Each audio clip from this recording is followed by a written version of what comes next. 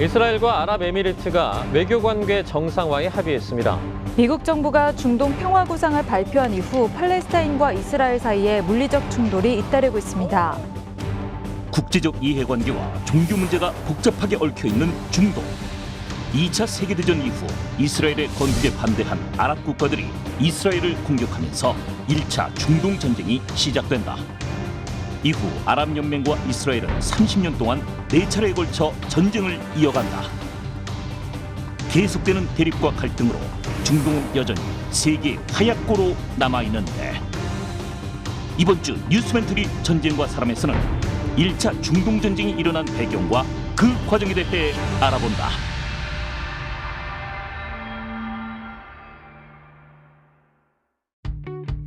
지피지기면 100점 불태입니다. 전쟁 없는 세상을 꿈꾸기 위해선 전쟁을 알아야겠죠. 뉴스멘터리 전쟁과 사람 진행을 맡은 허준입니다.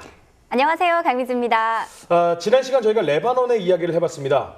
정말 복잡한 상황, 그리고 가슴 아픈 상황까지 알아봤는데, 그러면서 언뜻 거대한 구름이 보였습니다. 바로 중동이죠. 네, 아직도 이 중동의 한쪽에서 갈등과 대립이 지속되고 있습니다. 그래서 오늘은 그 역사적 시작에 대해서 알아보려고 하는데요. 먼저 임영하 소장님, 태상훈 기자님 모셔보겠습니다. 안녕하세요. 반갑습니다. 안녕하세요.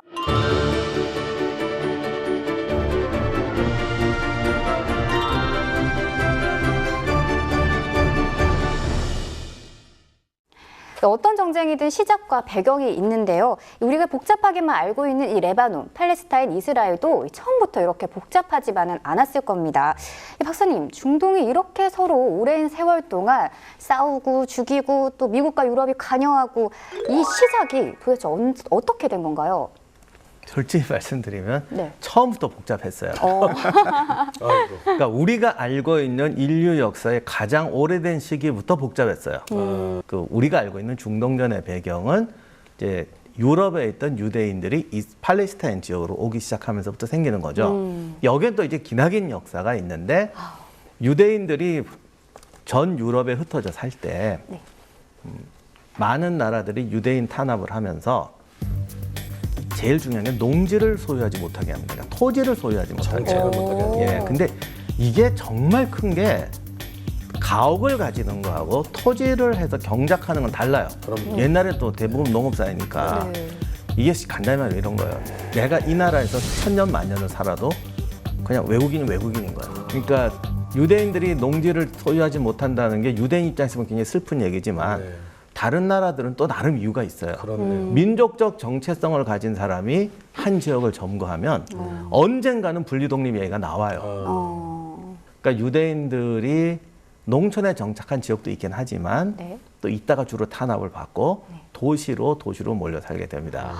그러다 보니까 소위 근대 사회가 됐을 때 네. 대학, 교육, 무역, 기술 가장 특화되고 선진적인 집단이 유대인이 되어버려요.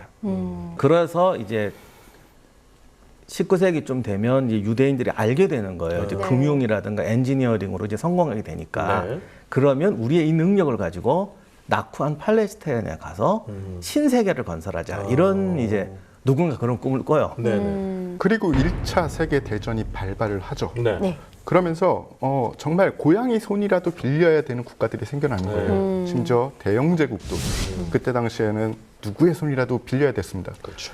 그러면 유대인들한테 도움을 받기 위해서 이 사람들한테 뭔가 당근을 줘야 될 거 아니에요. 네. 그렇게 만들어진 게 당시 영국의 외무장관이었던 아더 벨푸어라는 사람이 벨푸어 선언을 합니다. 네. 골자는 나중에 우리가 당신들의 독립을 지원하겠소. 네. 그러니까 이게 정확히 뭐 선언문이 있거나 이런 건 아니고 거의 편지 형식인데요. 근데 받아들이는 입장은 틀린 거죠.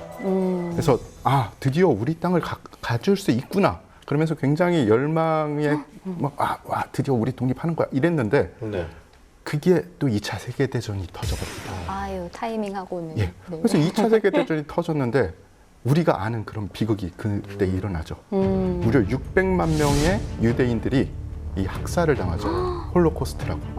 예. 그 일을 겪고 나니까 도저히 이제는 우리는 정말 독립국가를 갖지 않으면은 다시 이런 일이 벌어질 수 있겠구나라는 이 생각이 모든 유대인들 그리고 심지어 그 홀로코스트를 본 다른 나라 사람들도 유대인들 불쌍하다 이런 보편적인 생각을 갖게 됩니다. 네. 그러면서 유대인들이 이 독립국가를 만들려고 이 노력하는 시오니즘이 되게 여러 곳에 펼쳐 나가게 되죠. 그러니까 우리 모두가 사실은 기억하는 일기 중에 안내 일기. 그때 당시에는 모든 초등학생들이 안내가 내 친구처럼 느껴졌었어요. 근데 그 친구가 너무나도 불쌍한 친구로서 묘사가 되고 그리고 우리 모두가 그 홀로코스트에 대한 가슴 아픔을 알게 되었잖아요. 방금 말씀하신 것처럼 홀로코스트가 생기니까 네. 더 이상 유럽에는 살 수 없다 그러면서 수많은 사람들이 이스라엘로 가기 시작합니다. 싹 정리를 하고 떠나는 거군요. 그렇죠. 그래서 나치즘이 바로 하기 시작했을 때 20만 명이 집단 이주하고 오. 1947년이 되면 유대인이 60만으로 늘어납니다. 오. 근데 우리는 60만이 적어 보이지만 사실 100만이면 나라 하나 세워요. 그럼요. 지금도 작은 시가 2, 30만이면 작은 시잖아요. 그렇죠. 그래서 47년에 유대인이 60만, 팔레스타인인이 136만인데 이걸 뭐라고 해야 될까? 조직화된 능력으로 보면 네.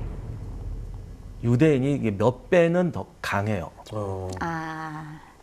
근데 지금 136만 팔레스타인에 60만이 이스라엘이면 절반 가까이란 말이죠. 맞죠. 팔레스타인인들은 그럼 이거에 대해서 거부감 없었어요? 있었을 것 같은데? 처음에는 유대인들이 토지를 사고 이럴 때까지는 그냥 그래 뭐 이 정도였습니다. 근데 계속 이 유대인들이 이 강한 결집력으로 세력을 넓혀 나가니까 네. 좀 불안해진 거죠.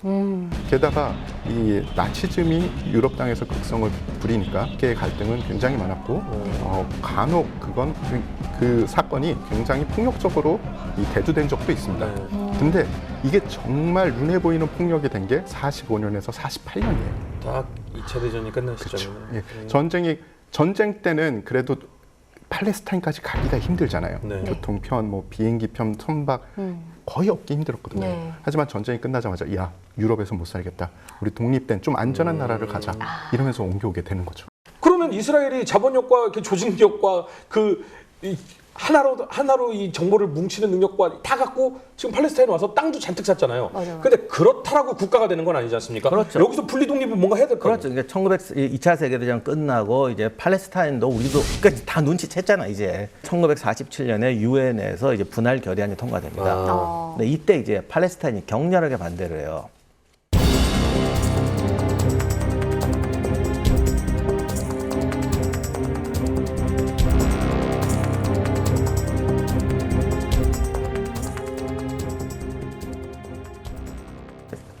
이 문제가 터지니까 그거 양쪽 조직들이 서로 준비를 하는 거예요. 군대를 키우고. 그죠. 그래서 1948년 1월에 아랍 제국 지원병 부대가 만들어지죠. 그래서 팔레스타인을 우리가 보호해야겠다. 그래서 알 후세인이라는 지휘관의 이 성정군이 예루살렘을 봉쇄를 해버립니다. 그러면서 진짜 극렬한 유태인과의 이 무력 충돌이 벌어지기 시작하죠. 한마디로 이스라엘 대 전 중동 뭐 이런 느낌이 이제 시작이네요. 그래서 1948년 5월 14일에 유엔 투표로 결국 이스라엘 건국이 성립이 됩니다. 다 예상했기 때문에 이게 되자마자 바로 아랍 연합군들이 네. 이스라엘 공격을 시작해요. 근데 사실 이게 지금 지도로 그려놓고 보면 이스라엘이 이길 수 있는 전쟁이 아니에요.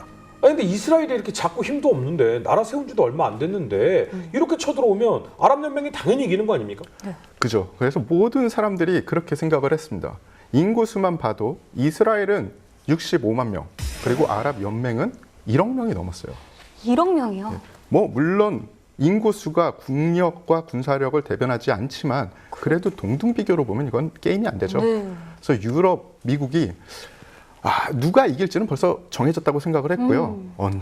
얼마나 빨리 이 전쟁이 끝날래나 분명히 아랍 연맹이 승리를 할 거고 이렇게 생각을 하고 있었죠. 네. 그런데 이제 이게 총 3면 전쟁, 그러니까 한쪽은 그래도 바다니까 세 군데에서 한꺼번에 쳐들어오잖아요. 그렇죠. 그러니까 위에서 이렇게 내려오고 이라크에까지 왔어요. 네. 그래서 이 요르단어 합세해서 이렇게 자르고 네. 남쪽에 이집트가 이렇게 올라온다. 네. 또 문제는 자기들이 봐도 이스라엘이 너무 약한 거예요. 네. 이렇게 되면 어떻게 돼요? 어차피 이길 거? 내 거나 많이 챙기자. 예를 들면 이집트 같은 경우는 전군을 집결해서 소위 해안길이라고 해안을 따라서 텔아비브까지 그냥 직격하게 돼 있었는데 그렇게 좁은 길을 올라가는 것보다 이쪽에 보니까 넓은 땅이 잔뜩 있는 이걸 먹어야지. 그냥 가기 아쉽지. 그래서 군대를 나눠서 사실은 이쪽에 주력을 둬서 일로 갑니다. 아, 이집트가 꺾어버렸구나. 근데 이집트만 간 게 아니잖아요. 그죠. 3면에서 이 공격이 들어갔죠. 네. 근데 요르단의 예를 들면 네네네. 요르단은 이 옆쪽에서 들어왔는데 네. 요르단 군이 보기에는 이 예루살렘 네. 기독교에도 성지고 이슬람에도 네. 성지죠. 그래서 예루살렘 정도만 먹고 더 진격 안 해도 되겠는 거예요. 바로 옆이니까 예루살렘 먹고 더 안 간 거예요? 이스라엘을 말살시키자가 표면상 전쟁 계획이었고요. 네. 전쟁에 참여했던 아랍 국가의 속내는 뭐 이스라엘은 뭐 어차피 진 거고 누군가 할 거니까 나는 여기까지 먹을게. 미뤘다. 그래서 이 연맹이었지만 사실상 연맹이 아니었어요. 지금 전쟁 얘기를 들어보니까 중동 이야기만 나왔지 유럽 열강 얘기 하나도 안 나왔거든요. 근데 이 전쟁에 유럽 열강들도 분명히 이해관계가 얽혀 있잖아요. 제일 문제가 무기가 없었는데 네. 이 당시 유럽 국가들이 아랍권에 대해서 금수 조치를 내립니다. 무기 금수 조치. 사실은 이스라엘도 만성적인 무기 부족이 있었어요. 왜냐하면 군대가 없었거든요. 네. 근데 전쟁이 벌어지면서 무기를 많이 가져와야 됐던 거죠. 네. 그런데 일부 국가들은 이스라엘한테 팔기가 조금 그런 거예요. 왜요? 아랍 연맹 눈치가 보이잖아요. 다른 나라들이 있으니까. 그렇죠. 네. 게다가 이 잠정적인 자기 고객인데 네. 이게 이스라엘이 더 많이 사줄지 아랍 연맹이 더 많이 사줄지 이걸 모르잖아요. 그런데 또 이 뒤에 큰 손이 하나 나타납니다. 누구요? 이 소련이죠. 그렇지. 소련은 아랍 쪽에서 자기의 영향권, 소련의 영향권을 넓히고 싶었어요. 네. 그런데 딱 보니까 이스라엘 괜찮겠는데 투자 한번 해볼까 하죠. 그래서 소련제 무기를 주면 너무 또 그렇잖아요. 그러니까 자기의 위성 국가인 체코의 무기를 줍니다. 이게 여기서 또 재미난 그림이 벌어집니다. 그 얘기를 2차 세계대전으로 돌리면요. 2차 세계대전 때 이 체코가 공업력이 굉장히 발달했기 때문에 이 나치 독일의 무기를 많이 만들어요. 그러니까 거기에 생산 기반 시설이 다 있는 거예요. 네. 네. 그러니까 이 친구들이 뭐를 하겠습니까? 이 나치 독일의 무기를 생산하는 그 공업력 그리고 기계 네. 이거를 이스라엘에 수출을 하고 그 무기를 이스라엘 그대로 수출하는 거예요. 즉 표면상으로 보면 이스라엘은 나치 독일의 무기를 가지고 싸우는 것 같아요. 네, 독립을 위해서. 야, 이거 조금 정말 아이러니다.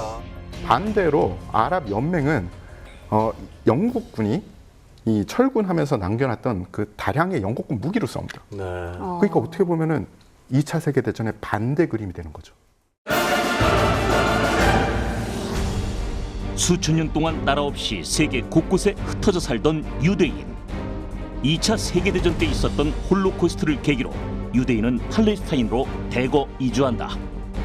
팔레스타인의 아랍인과 유대인은 심한 갈등을 겪는다. 1947년 국제연합은 문제 해결을 위해 아랍 지역과 유대인 지역을 나누기로 한다. 1948년 유대인은 팔레스타인에 이스라엘 건국을 선언한다. 이 선언은 1차 중동 전쟁의 서막이 된다. 네, 체계적이지 못했던 아랍 국가들 그리고 무기와 정보에서 유리했던 이스라엘인데요. 그럼 이 두 나라의 승패를 결정지었던 전투도 있었겠죠? 이게 중간에 이제 몇 번 유엔 중재 때문에 휴전이 됐다 말았다 하는데 이제 가장 유명했던 건 예루살렘 공방전이죠. 근데 이게 전투가 극적이기도 하고 예루살렘 워낙 또 중요하니까 이게 당시 요르단은 지정학적으로도 예루살렘을 먹어야 하는 것도 있지만 아랍에서 굉장히 정신적인 마청은 요르단이에요. 그래서 예루살렘으로 가는데 당시 그때는 이스라엘군이 제대로 조직이 안 돼 있었으니까 구시가지, 신시가지 이렇게 나눠지면서 구시가지를 점령하고 신시가지에 있던 유대인들을 포위를 합니다. 이게 영화로도 한번 나왔을까 아마 그 안에서 뭐 우리 영화 그런 거 좋아하잖아 뭐 포위돼가지고 먹을 거 없고 빵 없고 막.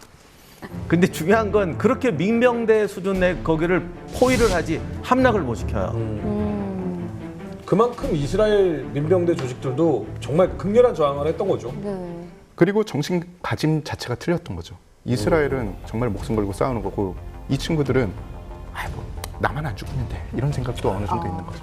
그러다 보니까 지지부진. 네. 결국 이스라엘군이 요르단군의 포화를 맞으면서 도로를 뚫어요. 진입로를? 포위되어 있으니까 보급로를 뚫어야 되니까. 하여간 그렇게 돼서 예루살렘이 포위가 뚫리는데 이스라엘군도 이때는 그 구시가지를 함락은 못 시켜요.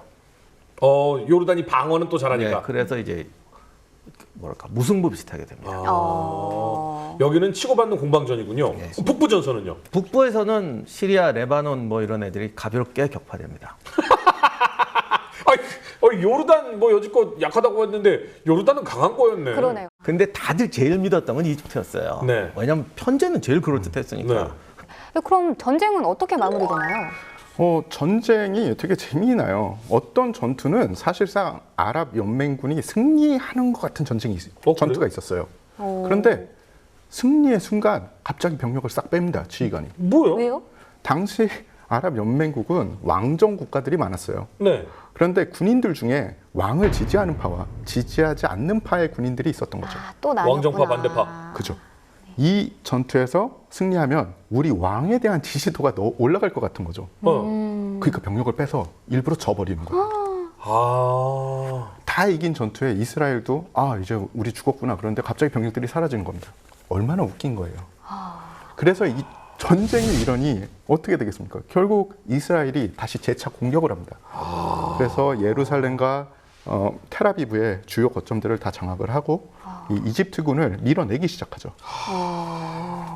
가자 지구에서도 이집트군을 밀어내고 팔레스타인 지역까지 다 안정화를 시킨 다음에 다 힘도 떨어진 거예요. 1949년이 되니까 더 이상 이제 이스라엘하고 싸워봤자 끝이 안 보이는 거죠. 자기네들이 군대도 못 믿겠고. 그래서 결국은 그 아랍 연맹 국가들이 하나하나 이스라엘하고 휴전 협정을 맺게 됩니다. 그러면서 휴전해서 전쟁이 끝났지만 사실상 이스라엘의 승리로 전쟁이 끝나죠. 근데 이렇게만 끝났으면 어떻게 보면 그냥 이스라엘이 방어전을 참 잘했다라고 할 텐데 여기서 이스라엘이 본인들의 국가를 앞으로도 영구적으로 항구적으로 영위하기 위해서 사실은 가슴 아픈 사건이 좀 일어나죠. 유엔 결의안 나기 전부터 팔레스타인 문제 어떻게 처리할지 작전이 다 짜져 있었는데 간단히 말하면 100만 명이 넘는 사람을 죽일 수는 없잖아. 네. 그랬다가 뭐 자기들도 감당이 안 되니까 제발로 도망가게 만드는 형태를 취해야 된다. 공포를 심는군요. 그렇죠. 그럼 어떻게 해야 될까? 방금 말한 대로 공포와 충격. 그리고 팔레스타인은 조직하려고 노력은 했지만 이스라엘처럼 조직이 잘 안 돼 있어요. 그러니까 계획적으로 몇 군데 마을을 학살을 저질러요. 근데 그것도 여러 가지 하더라고. 그러니까 정말 다 죽이는 경우도 있고 들어가서 몇 명만 죽이는 경우도 있고. 하여간 중요한 건 공포감. 치고 겁을 줘서 도망가게 한다. 거의 65만 명이 되는 사람들이 탈출을 시작합니다. 65만이 대탈출했다는 거. 그때 당시가 얼마나 공포 정치를 했나를 알 수 있네요. 그죠.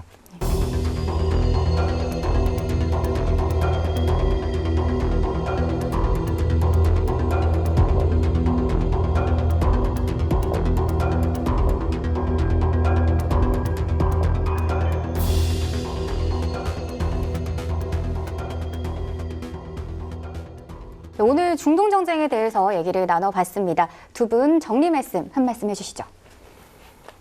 많은 분들이 중동 문제를 이스라엘과 팔레스타인 문제를 축으로 놓고 봐요.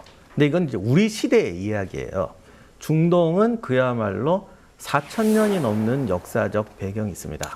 이게 정말 복잡하게 꼬여 있어요. 네. 그리고 4,000년 전부터 어떤 전쟁도 일국의 전쟁이 아니라 외세와 국제 정세가 개입되는 전쟁이었어요. 그게 지금은 더 넓어졌어요. 전 지구적으로. 그래서 우리가 뭐 중동 문제를 우리가 해결할 문제는 아니지만 우리하고도 이제 밀접한 관계가 있으니까 그래서 중동 문제는 절대로 하나의 프레임으로 보면 안 되고 이게 계속 바뀌어요. 그러니까 근본적인 것이 여기가 아프고 여기가 아프고 뭐 여기가 아프고 이런 식이기 때문에 굉장히 이런 구조를 알고 역동적으로 봐야 된다. 그래서 중동전이야말로 전체적인 역사적 구조를 이해하고 국제 정세 속에서 정확하게 판단해야만 이해할 수 있다. 중동의 문제는 지리적 혹은 경제적, 군사적으로만 우리가 판단할 수 있는 문제가 아닙니다. 이슬람교라는 게 사실은 제일 오래된 종교 중에 하나예요. 그러면서 우리가 모르는 수많은 역사가 있어요. 그거를 우리 기준으로 재단을 한다는 건 제가 보기에는 그러면 좋은 결론을 얻을 수가 없어요. 잘못된 결론을 얻게 되는 거죠. 결론적으로 이 중동에 대해서 우리가 이야기하고 바라볼 때는 좀 더 중동의 시각을 알아가야 될 그럴 필요가 있다고 생각을 합니다. 한순간에 국제 정세는 어떻게 될지 아무도 모릅니다. 뉴스멘터리 전쟁과 사람을 보시면 아마도 그 정세를 알아가는데 조금은 도움이 되지 않을까라는 생각이 듭니다. 두 분 모두 수고하셨고요. 민지 씨도 수고 많으셨습니다. 여러분 감사합니다.